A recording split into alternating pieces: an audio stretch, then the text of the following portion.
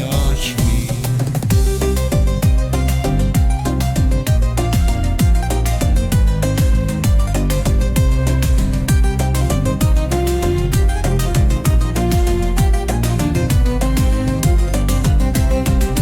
Yığıb öz xatirəni bir dəfəlik get demişəm.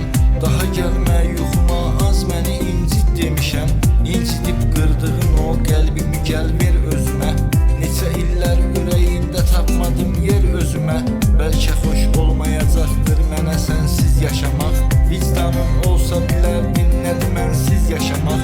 O sənli günlərimin üstünə bir xət çəkirəm. Artıq girən olmasın qəlbimə sərhəd çəkirəm. Sözsüz bu şəhər dar küçələr hey səni xatırladacaq. Sözsüz səninlə gördüyüm hər şey səni xatırladacaq. Bil ki itiribsən düşünmə ahdın ucuz eşya kimi. Bil ki vəfasızsan vəfasız zalim olan dünya kimi.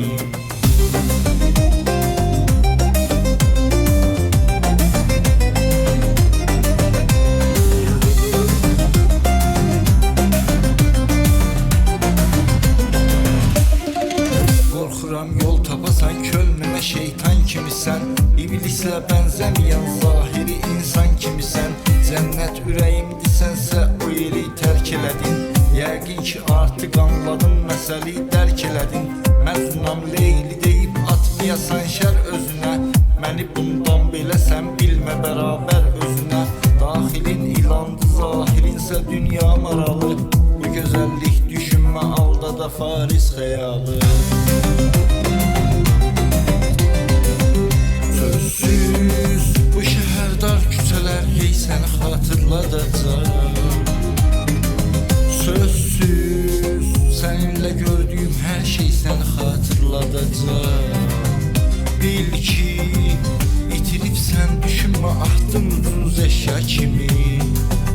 Bil ki vəfasızsan vəfasız